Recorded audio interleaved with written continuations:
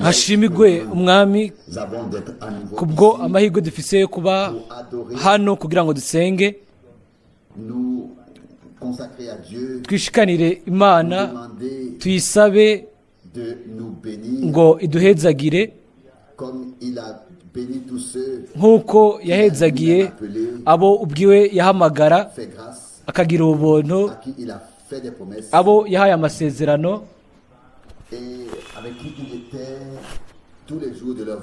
abo ubuzima bwabo bwose yabarinda kandi agasoza ijambo yabahaye. Imana igaba ku ijambo ryayo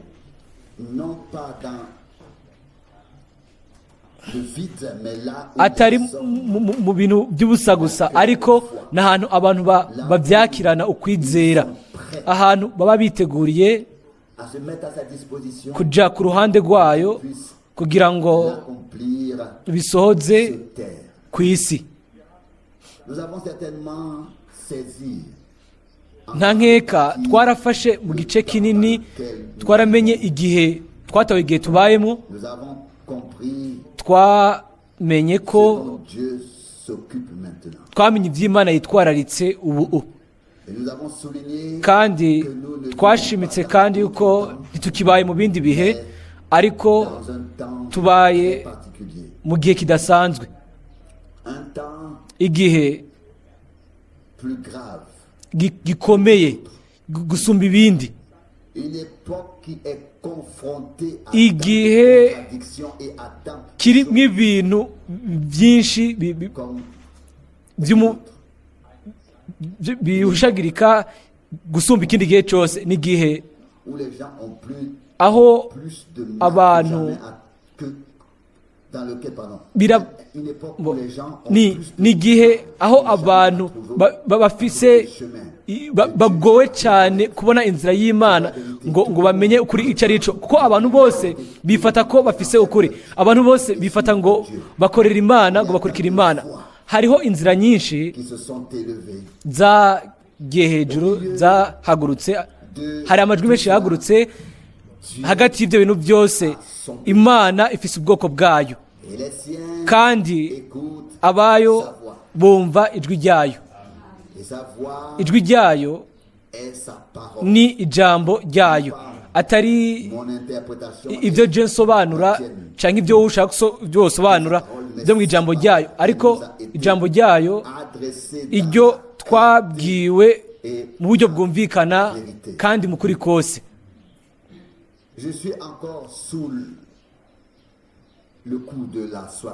ndacyari ku byo nakuye ejo ku mugoroba. Kuba mu bwoko bw'Imana ni ikintu cyiza, ariko ibyo bisaba n'inshingano ubutegerezwa kuba ufise, kandi Imana ibifise ibyo itubaza, ishaka ko twizera, tukayizera, tukayigirira icyizere, hanyuma tukayumvira. Umugisha w'Imana uri mu kumvira, kandi nk'uko Pawulo abyandika mu Baroma 16 ngo kugira ngo havuke ukwizera, ukumvira kuva mu kwizera mu mahanga yose. Aho rero hari ikintu gikomeye mu Baroma 16:26, si ukwizera gusa, ariko no kumvira kuva mu kwizera. Ukumvira bitegerezwa kuba wumvira umuntu runaka, bimeze nk'uko rero twebwe biba biraba Imana. ukumvira Imana ni ukumvira ijambo ryayo. Abana banje banyumviye, bakora ibyo nababwiye. Nako bimeze hamwe n'Imana kandi hamwe natwe. Niba dukora ibyo tubwiye gukora, turamwumvira. Aravuga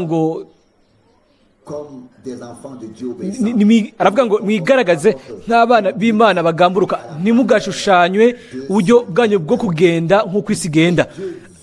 Imana ishaka kudutoza indero kuri ibyo, kugira ngo tube abumvira, kugira ngo umugisha wiwe ube kuri uko kumvira.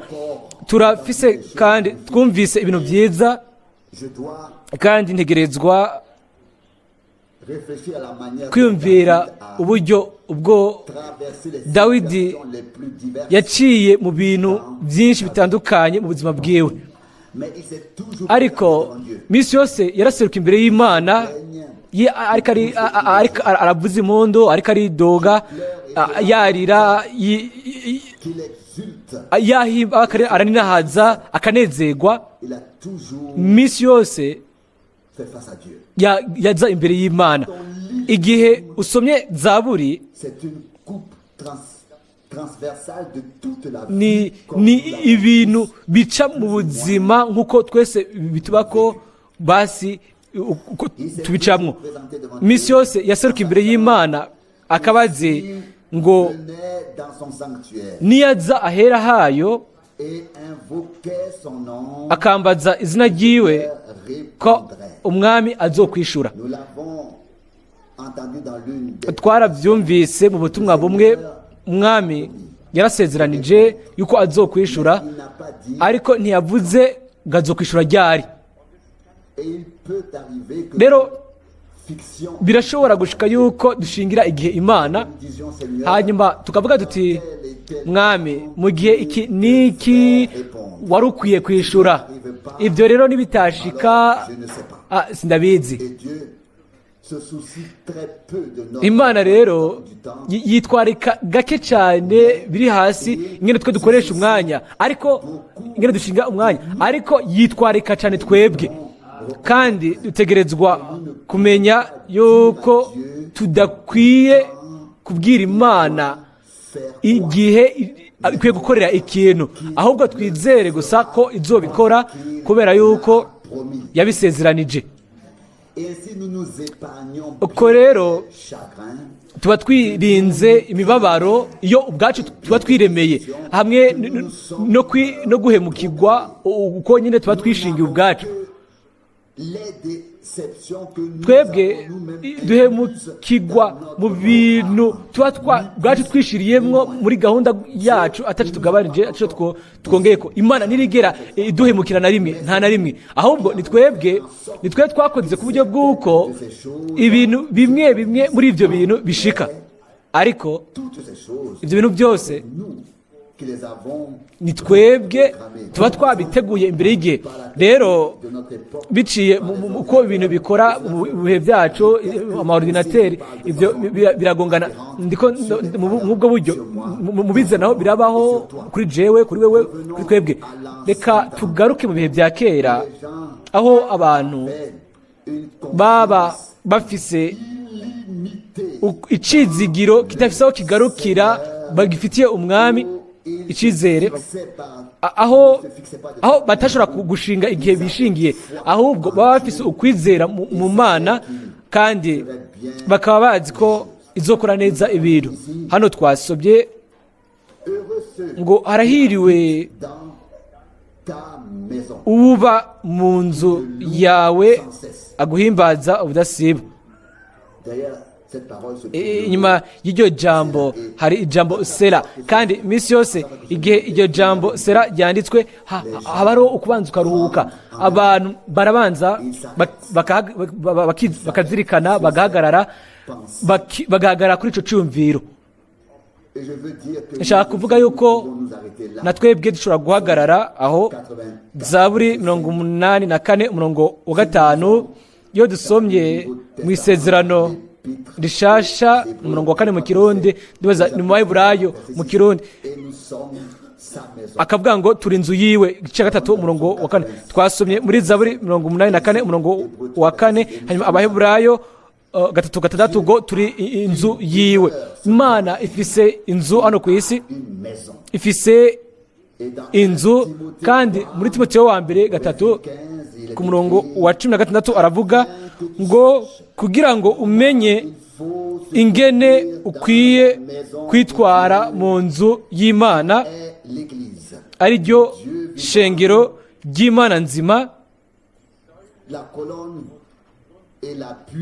byongeye niyo nkingi ishigikiye ukuri. Murazi yuko Dawidi yari afise icifuzo gikomeye mu mutima wiwe ko yubakira inzu Imana. Murazi impamvu kandi n'intumbero yariyo. Ninde muri mwebwe azi impamvu Dawidi yari afise mu mutima wiwe icifuzo icibwina gikomeye cyo kubakira inzu Imana? Ninde azi impamvu? Ninde azi icabituma impamvu yashaka kubikora? Yaravuze wenyine ubwo warabisigura ngo kugira ngo ahe isanduku y'isezerano ikibanza aho ishobora kuguma, kugira ngo ntigume itwagwa hano na hariya, ariko igire ikibanza. Hanyuma aravuga mbere ngo niho hazoba hari indava z'ibirenge byawe. Ahantu hari isanduku y'isezerano, aho niho Imana yabiri. Haba Edomu, uko bari abantu bose betwa, ahantu hose isanduku y'isezerano yatwagwa, haba abayebusi cyangwa abari bo bose, ahantu hose bagize umwimenyerezo, bumvise ko Imana ariho yariri. Kandi ninde mbega hari mu isanduku y'isezerano? Harimo ijambo ry'umwami. Rero uyu munsi dushobora kuvuga yuko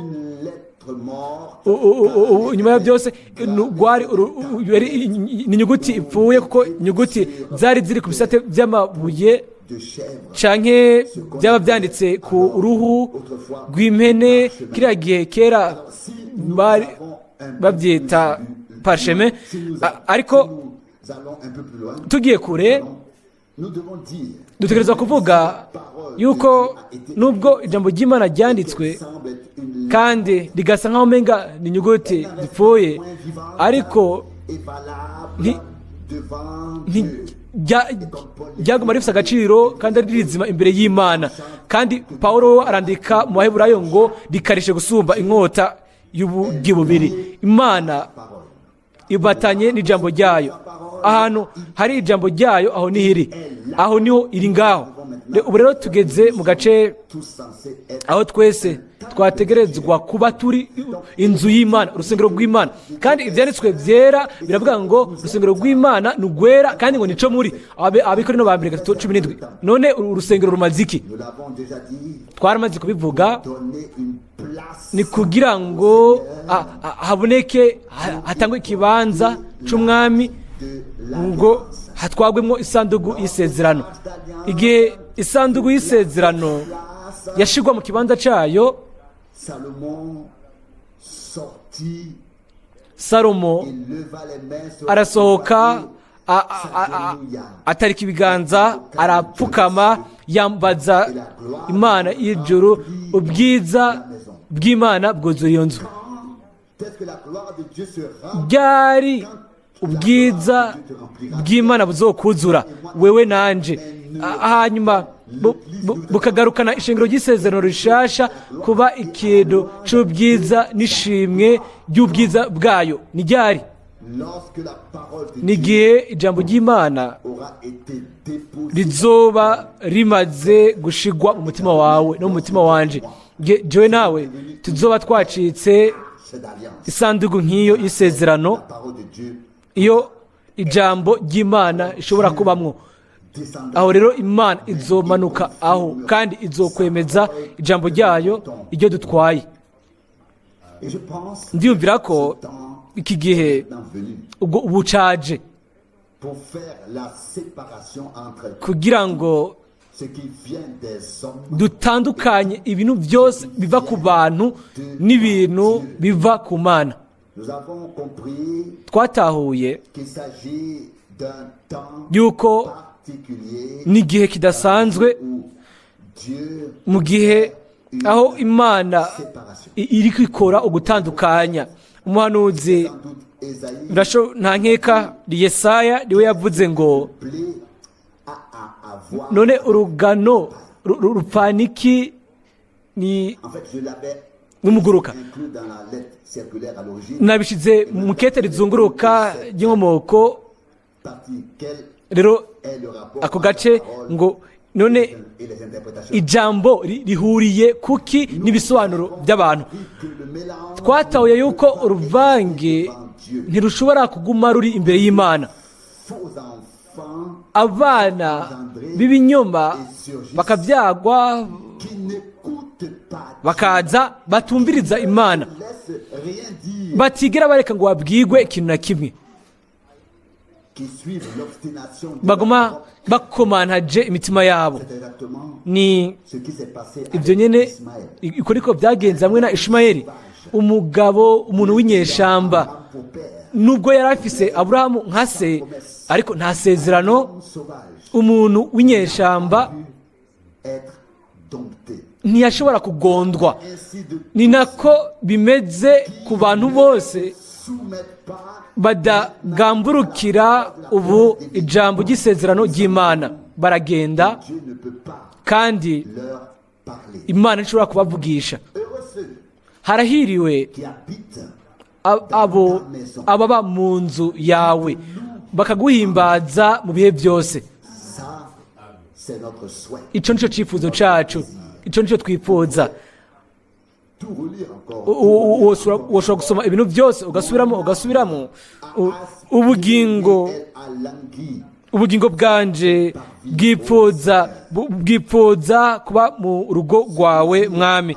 Icyo cyifuzo muri twebwe kubwo ubwishurwa kw'Imana bitegerezwa kubandanya kuba ibikomeye ku buryo bw'uko byivugira, kubona ko tutagishoboye kubyihanganira kubera ko Imana itarishura muri ubwo buryo nk'uko byanditswe muri Bibiliya. Hanyuma igihe rimwe mba ndi jenyine,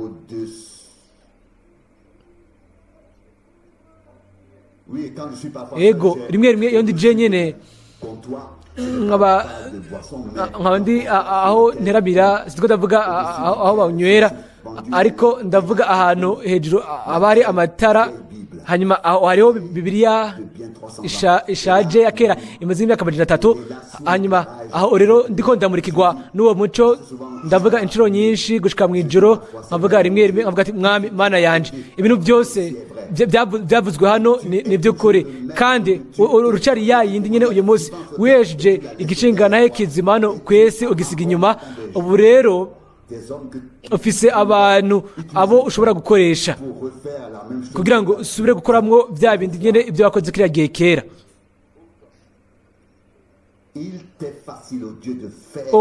Birakoroheye ko wokora mu buryo bushasha ibintu wakoze kiriya gihe kera.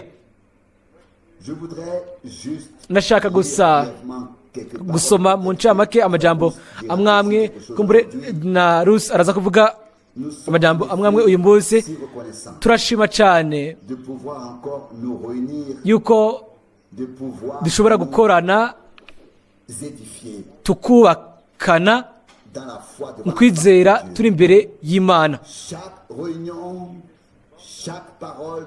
Buri koraniro, buri jambo ryose dusoma biba bifise ikintu cubaka muri byo, nubwo rimwe na rimwe Imana itegeza kumanura inyundo yayo kugira ngo imenagure ibintu bimwe bimwe, ariko nta na rimwe si kugira ngo itumenagure twebwe ifyonyagure, ahubwo kirengeye ico jewe nawe ibyo tugereza kureka bikagwa hasi, iyo tugereza guheba nivyo ibyo Imana ishobora kumanukana igahonda mu buryo bushimitse, ariko nta rimwe nihondagura wewe canke ngo ihondagure jewe. Imana ntinezerezwa no kutubabaza.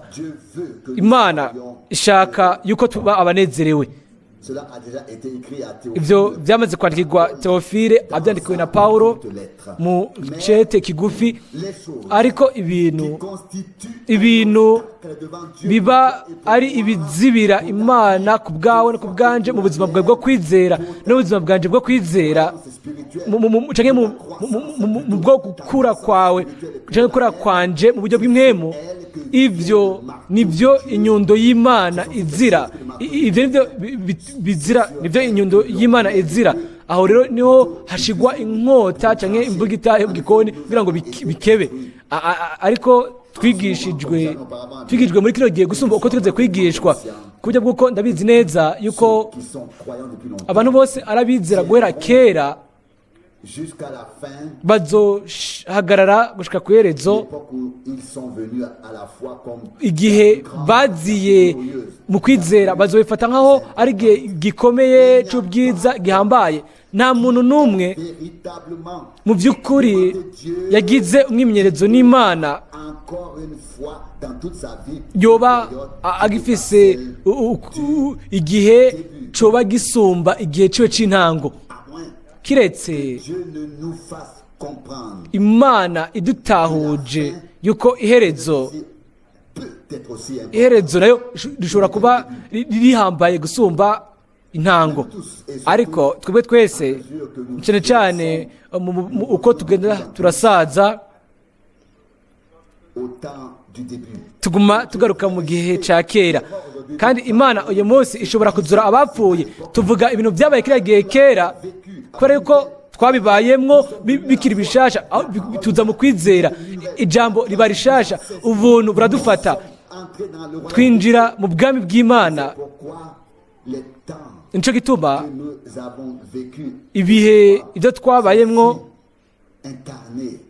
kiriya gihe kera birinjira cyane, ariko Imana ibana gukora ibintu mbere birengereye bikomeye gusumba ibyakoze kiriya gihe kera. Ndibaza yuko ndizgira yuko twese tuzobicabona c'ivyo, tuzobibona muri ubwo buryo. Kubiraba inyigisho Mose yamaze kuvuga ijambo ridasanzwe ku iherezo ry'urugendo rwiwe hano ku isi. Haravugwa hano mu gusura mu byagezwe 32, gusura mu byagezwe 32 umurongo wa mbere riti tega ugutwi wajuruwe nanje mvuge, isi nayo niyumve amajambo ava mu kanwa kanje. Umurongo wa kabiri ukwigisha kwanje kugwe nk'imvura, amajambo yanje atonde nk'ikime, abe nk'uko imvura y'akajogotera igwa ku rumerera, kandi nk'iy'akavuvu iyigwa ku bwatsi. Umurongo wa gatatu kuko ngira namamaze izina ryoraho, enda nimwaturire Imana yacu ko ifise icubahiro gikomeye. Ico gitandara igikorwa ciwe na gahore, kandi inzira ziwe zose ziragororotse.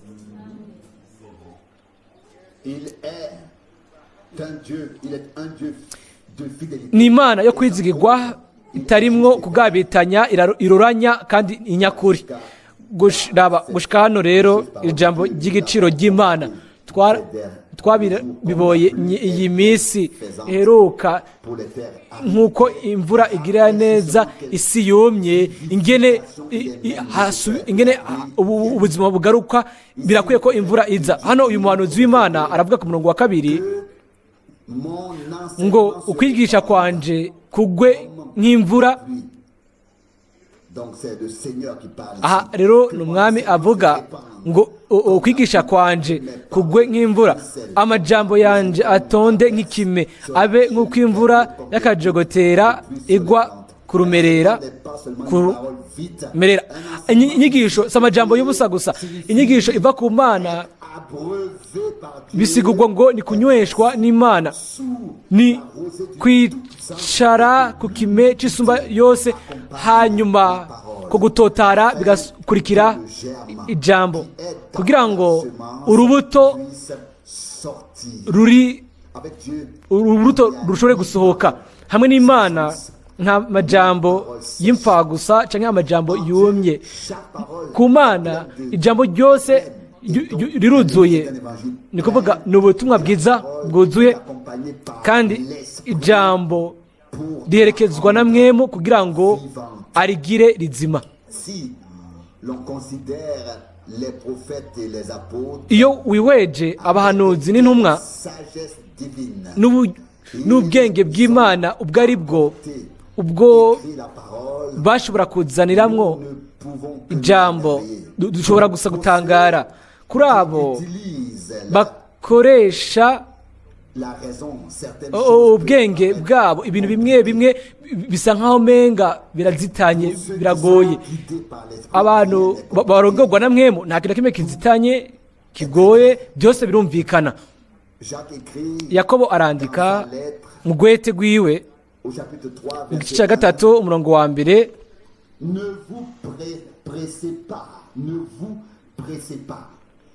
ngo bene data muri mwebwe ntihakabe benshi barondera kuba abigisha murazi ko tuzocirwa urubanza ruruta iz'abandi.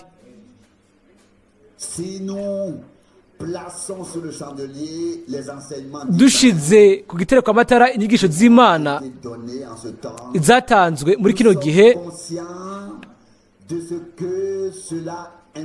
turazi ico ivyo bizanamwo nk'inshingano imbere y'Imana.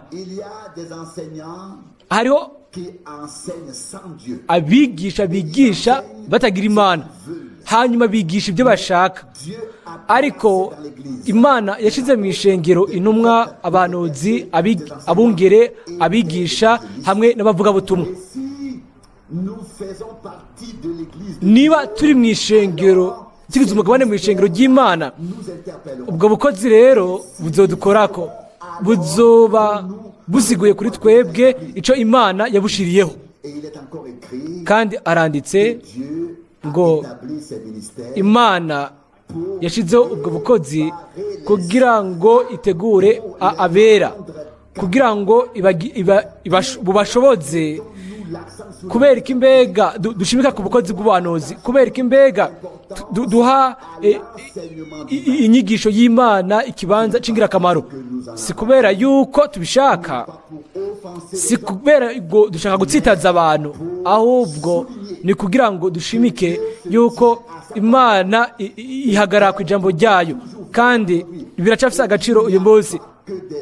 Hari abantu gusa bavuga Imana biraritse, ariko Imana yari ifise ibikoresho yonyine ubwayo ishobora kuvugiramo, kandi twamenye iyo tandukaniro kubw'ubuntu bw'Imana. Abantu benshi bashobora kuvuga ku Mana, umupatiri wese, umuvugabutumwa wese, uvuga wese ashobora kuvuga ibyo ashaka ku Mana, ariko ninde uwo Imana ubwayo ishobora kutuvugisha? Bijanye rero n'ivyo, bijanye n'ivyo hano. Hanyuma Paulo kiriya gihe kera yaranditse aravuga ngo mwaronse ijambo, mwakiriye ijambo twababwiye, ntimwaryakiriye nk'ijambo ry'abantu, ariko mwaryakiriye nk'ijambo ry'Imana nk'uko nyene ariko riri. Abitesalonike ba mbere 2:13. Kandi aho rero niho dukwiye kwifatanya n'ivyo mwino minsi, ngo dutandukanye amajambo y'abantu mu majambo y'Imana. Rimwe rero twumvise ibintu kenshi cyane kandi tubyumva igihe kirekire ku buryo bw'uko tubifata nk'uko ari ijambo ry'Imana, ariko ikintu cigishijwe kigashimika ko ibinjana byinshi ivyo ntibikigira ijambo ry'Imana, ariko ijambo ry'Imana kandi riguma ari ivyanditswe muri Bibiliya. Ibisigaye navyo bitegerezwa gusuzumwa biciye muri iryo jambo, kandi umwami rero nta nk'ikazotanga ubuntu kugira ngo byakigwe neza. Hirya y'ejo haheze twasomye ijambo muri Bibiliya, kandi hari ukuntu byanje mu byumviro yuko havuzwe ikintu ico abantu badashobora kuca bahita barengera mu uwo mwanya nyene. Imbere ko ndabasomera iryo jambo, nshaka kubasomera irindi dukura muri Luka Luka igice cya 12, Luka igice cya 12 haranditse hano ku murongo wa 20.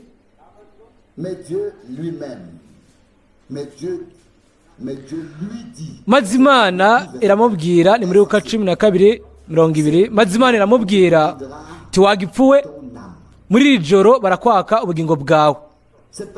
Iri jambo hari ukuntu ryankoze ku mutima. Umwami yaravuze kuri ya butumwa bwariya ku musozi, aravuga ngo umuntu wese abwiye ubundi ngo wagipfuwe, ngo aba acira urubanza, abatsinjiwe n'urubanza mu muriro. Hanyuma hano nawe ubwiwe yivugiye Luka 12:20, aravuze ngo Imana iramubwira ngo wagipfuwe. Twuguruye muri Matayo 5 ku bijanye n'ivyo, haravugwa ku murongo wa 22, Matayo 5:22, ngo ariko jeho ndababwira yuko umuntu wese azorakira mugenzi we mwene se, Faransa, azoba ashikiwe no gutsindwa n'urubanza. Uzotuka mugenzi we ngo wakijujwe azoba ashikiwe no gucirwa kw'iteka. Uzomutuka ati wagipfuwe azoba ashikiwe no gutabwa mu muriro wa Gehinomu. Ibyo ni byo umwami wacu yavuze mu butumwa bwariya ku musozi. Ubwo butumwa burazwi mu isi yose, byanditswe hano ku murongo wa 20 muri Luka 12 ngo wagipfuwe, ngo iri joro nyene ubugingo bwawe urabwakwa.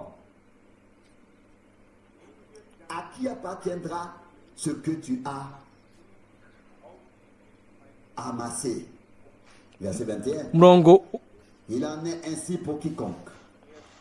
ngo none ibyo wahitikiranije bizoba ivyande. Umuntu yishingurira ni kwamera, atari umutunzi mu by'Imana. Nasomye akandiko kavuga ngo umuntu adashira ubutunzi bwiwe mu gikorwa cy'Imana. Nibyo, hariho abantu batabereye Imana, bakabana nayo gusa mu majambo gusa. Ariko mubone ibyo ari byo hano muri Matayo 5 havugwa umwene data, ntihavugwa uwo tubaha Imana, ntihavugwa umuntu abareka amanuka mu kuzimu, ariko hariko havugwa umwene data muri Kristo, hariko havugwa uwacunguwe, atariko aramanuka ahubwo ariko aradoga, atamanuka ahubwo yakigwa hariya hejuru adoga. Hano muri Luka 12 naho havugwa umugabo yibereyeho ubwiwe, atigeze yiyumvira ku Mana, ategereza kumanuka. Rero iyo ni indi mvugo nayo, ngo muri no joro ubugingo bwawe urabwakwa. Umuntu nk'uyo cyari gipfu, nico gituma yashobora kubwirwa muri ubwo buryo. Haravugwa hano ngo mba nshimike ijambo kuri ijambo umwene data, kugira ngo mumenye ko byanditswe mu Kirundi banditse ku mugenzi we muri Matayo 5 ngo umuntu arakiye mwene se ngo kumurakira gusa aba amaze gutsindwa n'urubanza gucika kw'iteka. Mwibaze, mwiyumvire, mbega ni kangahe uyu munsi turakira turaka? Mbega ni kangahe dutwagwa n'ishavu? Rimwe tuba dufise ibyo duhora mwene data, ugasanga hariho ibintu, ariko nubwo biri uko ugasanga ubishimagiriza ubuntu bw'Imana. Ariko ahantu hari ubuntu bw'umwami, aho haba hariho ikigongwe, kuko ijambo ubuntu nyine bivuga ubuntu, bivuga ubuntu, kandi ahantu hari ubuntu haba hari n'ikigongwe. Arabandanya akavuga ku murongo wa 22, aravuga ngo ariko jewe ndababwira yuko umuntu wese azorakira mugenzi we, ngo umuntu azomubwira ngo wakijujwe azoba ashikiwe no gucikwa kw'iteka. Uzomubwira ngo wagipfuwe azoba ashikiwe no gutabwa mu muriro wa Gehinomu. Murabona atsindishijwe. Murabona Imana ni nyabwenge cyane. Abatizera babesomye hano baca bavuga ngo hano ngo handitswe ngo hariya naho ngo handitse ukundi, ngo hano ngo yavuze ikintu ngo nayo igenekerezo ubwayo. Oya, ikintu nyamukuru ni ugusoma neza imvugo bivugwamwo ukabishira ku mutima, kuko Imana ishaka kutwigisha. Kandi nk'akarorero dushobora gufata ijambo byagezwe, hanyuma tukaba tuzi ibintu byose bivuze kuri ibyo. Hanyuma nta muntu n'umwe aha munsi y'izuba yoshobora kuvuga mu ncamake abifatiye ku kintu kimwe, ariko Imana yo ishobora kubikora. Haranditswe ahantu hamwe ngo Kristo niyo herezo y'ibyagezwe. Aho mfise imbere y'amaso yanje hano aravuga ngo umurongo wa 18 muri Mateyo 5, naho acavuga ngo ndababwira ukuri gushitsa aho ijuru n'isi bizoviraho nta kanyugutwi na kamwe canke n'akazatsa bizova ku byagezwe, gushitsa aho byose bizoherezwa. Umurongo wa 19 nuko uzorenga ibwirizwa na rimwe ryo muyoroshe hanyuma y'ayandi, akigisha abantu ngo bagire batyo, mu bwami bwo mu ijuru azokwitwa muto hanyuma y'abandi, ariko uyitondera akayigisha uyo we azokwitwa mukuru mu bwami bwo mu ijuru. Mateyo 5:18-19. Nciye nugura mu Bigalatiya hamwe n'ahandi ntitwomenya aho tujyanye umutwe rero ubu, ariko nubwo biri uko byose biragororotse 100%.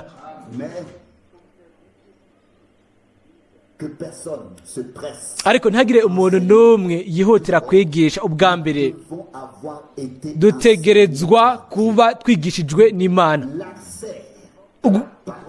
Ugushikira ijambo ry'Imana dutegerezwa kuba twarabihawe. Ibyo rero ntibiva kuri twebwe, ibyo biva ku mwami gusa. Ubutumwa bwiza bwa Yohana mu gice cya 6 amajambo yo misinono yo mu muhanuzi Yesaya agarukanwa n'umwami wacu ku murongo wa Yohana 6:45. Hano haravugwa hano muri muhanuzi aravuga ngo bose bazoba abigishijwe nanje. Yesaya 54:13. Abantu bose ngo abantu wumvise ibya data wese akabyiga aza kuri jewe. Si mu majambo gusa, ariko biciye ku nyigisho y'Imana. Aho niho dushikira Yesu Kristo, niho tuza kuri we, niho turongorerwa kuri we, niwe guhishurirwa kw'Imana hano mu mubiri. Nakunze kubivuga kenshi, Imana yavugiye mu bahanuzi, ariko umuntu yabonye Mose. Umuntu yumvise Aburahamu. Umuntu yabonye Petero. Umuntu yabonye Pawulo.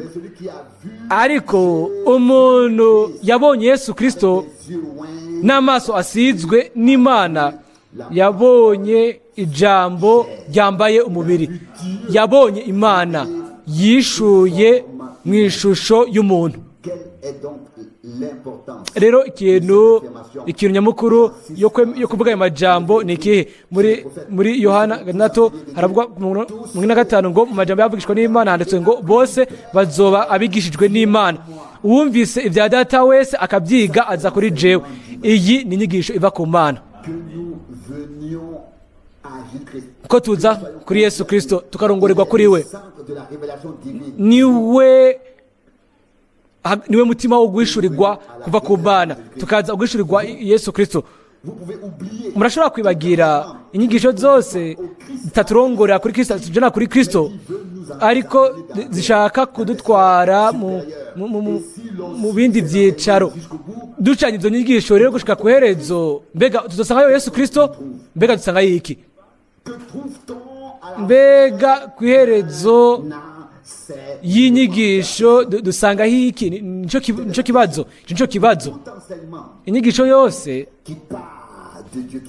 ivuga Imana, ivuye ku Mana, irongorera kuri Yesu Kristo, ishikira muri we. Kandi ayishikira muri we, ubuzima bw'Imana buca bugaragarira muri twebwe, ukwiyuzuza n'agakiza. Inyigisho y'Imana si ubumenyi bwo mu mutwe, si ubumenyi budasanzwe. Inyigisho iva ku Mana itujana aho dufise ikibanza cacu, ni kuvuga ngo idutwara kuri Yesu Kristo umwami wacu. Nico gituma ndizera ndavyemezwa rwose yuko twagumije igihagararo ciza ku nyigisho y'Imana. Ntitwirutse ibubamfu n'iburyo ngo ku bintu bidasanzwe. Nanse gukoresha ijambo ibintu umuntu aba yigira wenyine ubwiwe mu vyumviro vyiwe, ariko twaje ku mwami kandi dushaka kuguma mu nzu y'Imana, tukaguma aho nyene. Ubwacu dushaka gucika urusengero rw'Imana ahari isanduku y'isezerano, abantu muri bo batwaye ijambo ry'Imana baryakira, bagarutse kuri Yesu Kristo ari we jambo, kandi uwo byose niwe bivako, kuko ni kubwiwe kandi biciye kuri we niho ibintu byose byaremewe, nk'uko namaze kubivuga. Byose bifite inkomoko muri we, byose kandi birera muri we. Nico gituma ntiduha agaciro na kamwe ku nyigisho ibivuye ku bantu.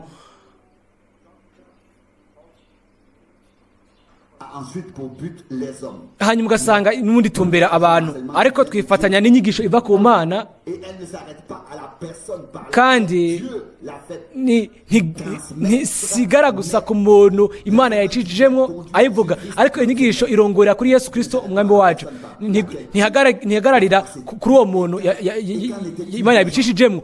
None kuri Yohana byagenze gute? Mbega Yohana yifatira ko baraje kumuraba baramubaza niba yoba yari we, kuko ubukozi bwiwe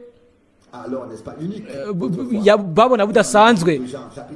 Muri Yohana igice cya mbere ku murongo wa 20 haranditswe muri Yohana 1:20, nawe arabyatura ntiyahisha ukuri, arabyatura ati si jewe Kristo. Baramubaza bati none se bimeze bite? Uri Eliya? Ati si ndiwe.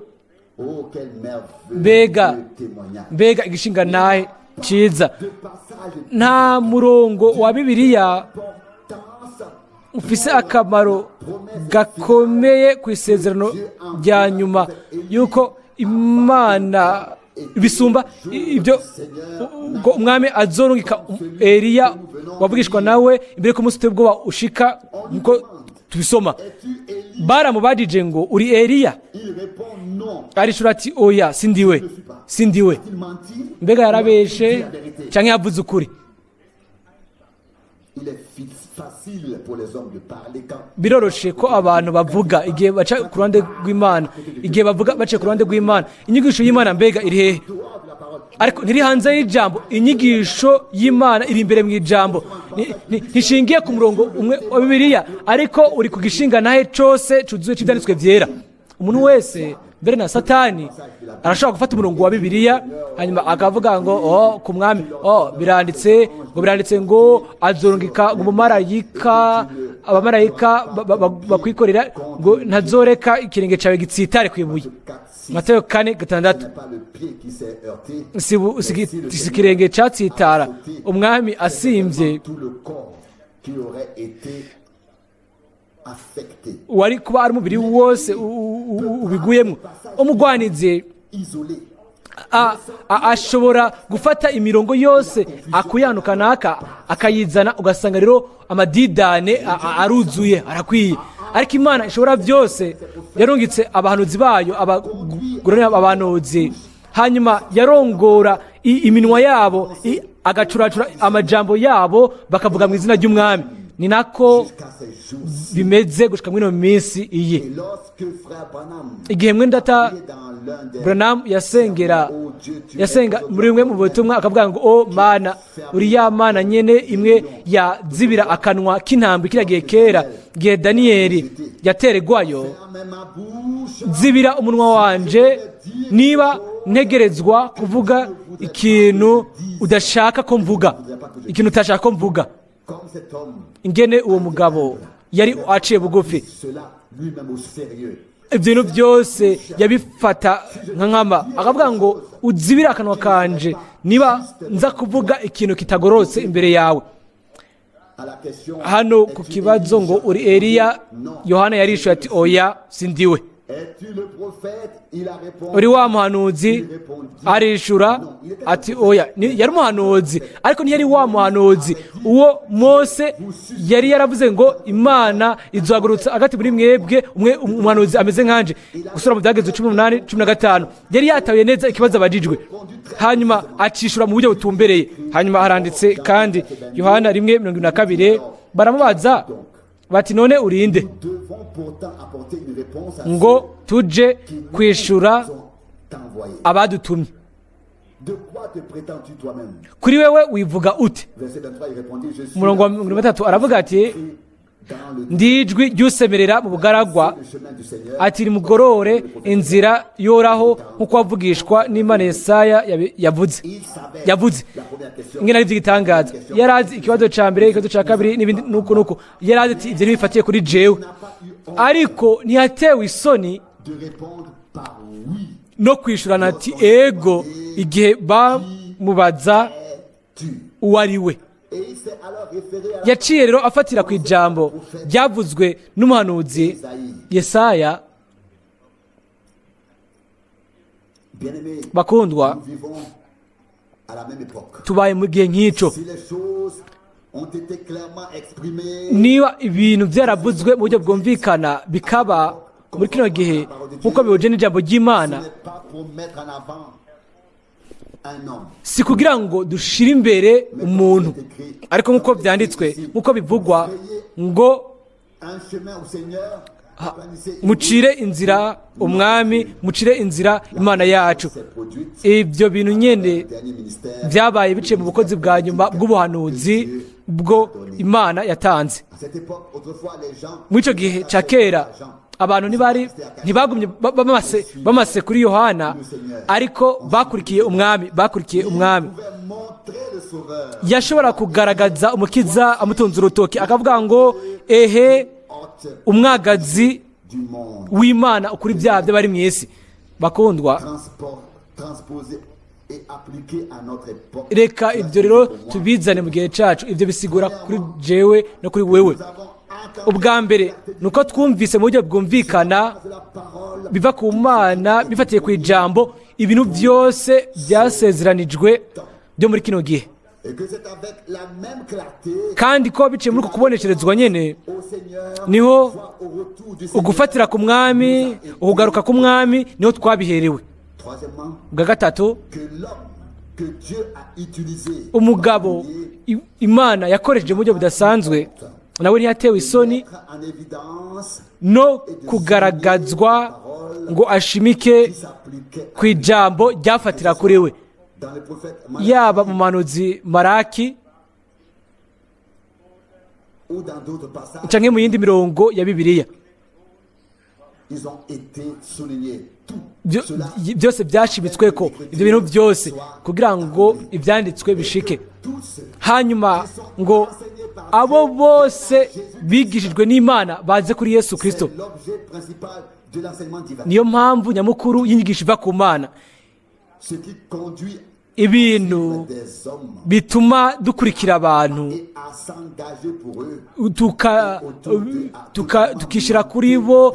ibyo byamaze kubura intumbero. une personne qui a été umuntu yigishijwe n'Imana trouve Jésus-Christ. abona Yesu Kristo, À lui hanyuma akaza kuri we, entendra hanyuma ce qui azokumva ibintu byose byasezeranijwe mu ijambo, azobyizera n'umutima we wose, en fera personnellement l'expérience. kandi we bwiwe azobigiramwo umwimenyerezo. Imana iduhezagire, Tous de la richesse. iduhezagire twese mu butunzi bw'ubuntu bwayo. Amen. Je te remercie de tout cœur pour ta ndagushimira ku bw'ubuntu bwawe, commensurable pour ta kubwo fidélité, ubwizigirwa pour bwawe, kubwo imbabazi zawe, kubwo amajambo yawe, pour ton action, kubwo igikorwa cyawe mwami, pour tout ce que tu fais. kubwo ibintu byose ukora, Et ensemble, nous te remercions kandi twese hamwe turagushimira de nous avoir maintenant, yuko de nous avoir maintenus plutôt watugumije dans ta parole. mu buntu bwawe no mu ijambo ryawe. Ensemble, nous nous mettons Twese hamwe à ta twishize ku ruhande rwawe temple de Dieu, nk'isengero z'Imana, Église du Seigneur. nk'ishengero ry'umwami. Ta parole Ijambo ryawe déposée en nous, rishobore gushigwa muri twebwe, kandi uze na mwemu wawe urigire rizima, afin que ce ne soit pas nous qui kugira fassions ngo quelque chose, ntabe ari twebwe dukora ikintu runaka, ariko bibe ari ubushobozi bwawe bugira ijambo ryawe rizima muri twebwe rikaryemeza nk'ukuri. Mwami, turagusabye tous ceux qui ne ku bw'abo bose badashobora kuba hano, tous ceux qui sont kubwo abantu bose basabagiye. Wezagire Mwene Data Schmidt muri Autriche, bénis tous les frères et wezagire Mwene Data n'abashiki bacu bose hariya, bénis en Suisse, wezagire muri Suisse, wezagire mu Burayi bwose, mu isi yose. Mana yizigirwa, attendons. turindiriye Tu yuko témoignes wishingira intahe, yuko ushinga intahe yuko uri muzima, uri muzima, watanze isezerano kandi uzorisohoza. Gusengwa ku bw'izina ryawe, amen.